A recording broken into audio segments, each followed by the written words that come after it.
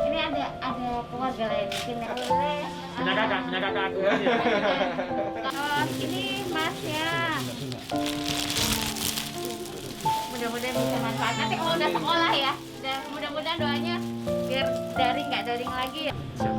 Yang mau mondok biro, saya ngambil bersama bersama kita siapkan berapa yang buat membangun tempat itu seperti yang memang Ya. bapak pendidikannya harus sampai.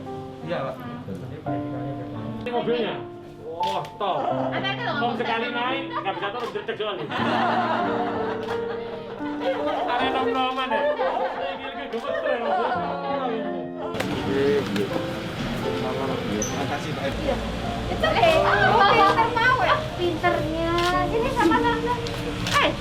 Bantuin sama. Dibantu sama Om. Ya. Ada lemnya.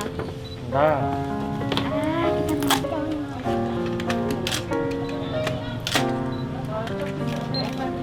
Kita makan. Bentar, wait. Cuman ya ternyata orang Do you tua want open this? pending gitu. Hah? Enggak nanti biar teman-teman. Yes. Dari sekolahnya nanti kan diurusin pemerintah.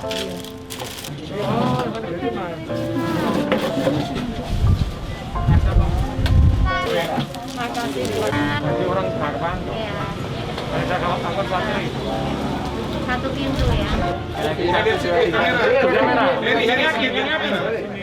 Ini kita random aja ke tempat anak-anak yang ditinggal oleh orang tuanya, baik bapak ibunya atau ditinggal bapaknya, ditinggal ibunya. Pak, insya Allah hari ini saya semakin sadar, kita semua semakin sadar.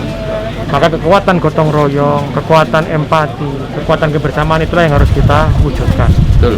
Saya pun hari ini juga berpikir, bayangkan di saat ini apa yang akan kita cari? Pembangunan atau sumber daya manusia yang kita utamakan.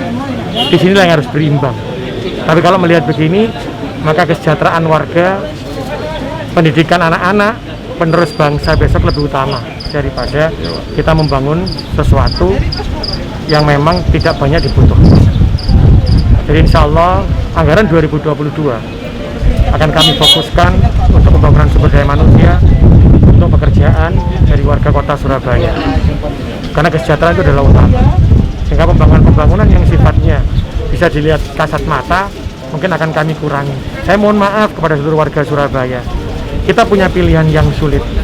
Tapi kalau kita melihat begini, maka kita harus memilih mana yang kita utamakan. Betul. Keutamaan warga, kesejahteraan, masa depan anak-anak, masa depannya pemilik kota ini di masa depan itu lebih penting daripada sesuatu yang spektakuler yang akan kita bangun di depan. Hari ini akan hujan, berarti kita harus bertempur dengan anggaran yang untuk banjir dengan sumber daya manusia ini. Ini yang akan kita lakukan, berhitung secara tepat, karena insya Allah pemerintah kota ini akan membangun sebuah tempat sekolah, asrama yang saya sampaikan, yang nanti akan kita tempatkan untuk seluruh anak-anak yang warga kota Surabaya yang yatim piatu maupun yatim piatu, yang pendidikannya bisa kita kontrol, yang pendidikannya harus kita pastikan bahwa semuanya harus lulus sampai dengan kuliah. Dan ini akan kita buatkan asrama, tidak hanya pendidikan saja, tapi bagaimana mereka semua akan punya keterampilan, punya kemampuan untuk bersaing dalam masa sekarang ini, adalah era globalisasi. Sehingga itu yang kita utamakan. Ayo warga Surabaya, sarang-sarang kita membangun. Karena kenapa saya yakin hari ini dalam masa pandemi banyak yang memberikan bantuan, banyak orang tua asuh yang hadir. Inilah waktunya kita meletakkan egois kita, meletakkan jabatan kita, meletakkan kelompok-kelompok kita, tapi bagaimana kita bisa bahu-membahu, bagaimana kita gotong royong untuk anak-anak masa depan ini, anak-anak yang akan memiliki kota ini. Ini akan kita lakukan. Jadi membangun asrama untuk mereka yang anak-anak, adik-adik yang yatim piatu maupun yatim piatu, sampai jenjang pendidikannya, jenjang kesehatannya, jenjang kesejahteraannya harus kita pikirkan sampai mereka berhasil. Jadi insya Allah ada beberapa asrama yang sudah kita punya dulu kan, namanya asrama Bibit Unggul kan. Ini kita hitung lagi karena hari ini jumlahnya sekitar 1.400 keluarga. Sudah dilakukan verifikasi oleh DP5A.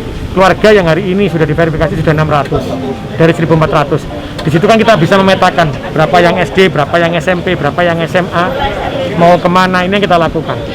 Jadi saya utamakan tadi, inilah yang harus kita utamakan daripada bukan daripada ya, memang pembangunan kita kerjakan juga untuk yang banjir seperti apa, tapi pembangunan yang seperti ini sumber daya manusia, kesejahteraan berapa warga saya yang nggak bekerja, berapa warga saya yang pendapatannya kurang dari 4 juta UMK-nya, ini yang menjadi pikiran saya. Ini memang kalau saya mikir ya, tapi saya yakin dengan kekuatan DPRD, dengan kekuatan pemerintah kota, dengan kekuatan pengusaha di kota Surabaya, kita bisa lah melewati ini. Kita utamakan dulu kesejahteraan warga dulu. Baru saya akan memilih bagaimana warga ini sejahtera, punya pendapatan yang mencukupi. Setelah itu adik-adik ini, anak-anak, dia ke depan sudah punya pendidikan dan punya pekerjaan yang mapan dah. Itu yang saya bilang. Itu karena insya Allah amal jariah kula kali konco dulu ini. Setelah bangun sing api-api gaya oleh warga sejahtera. Ini nanti insya Allah asrama kita akan bangun.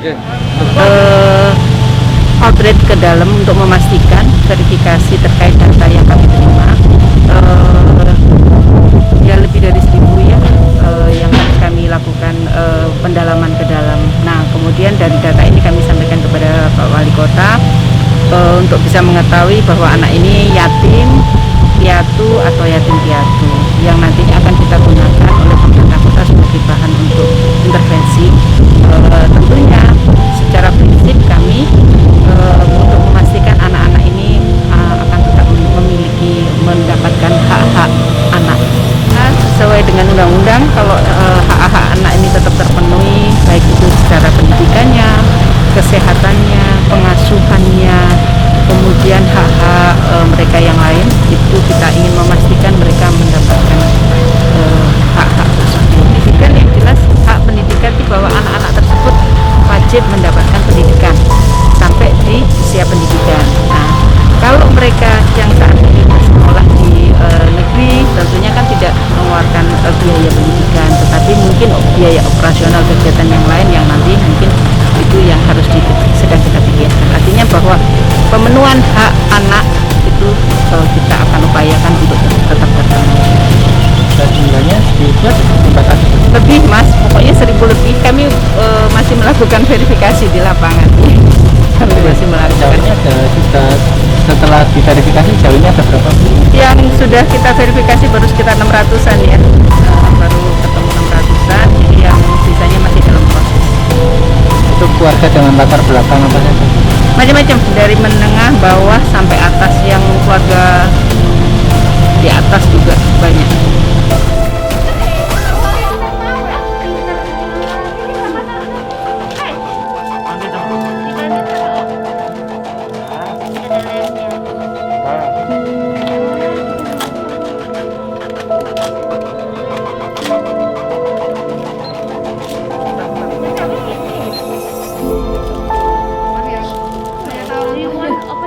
Pending.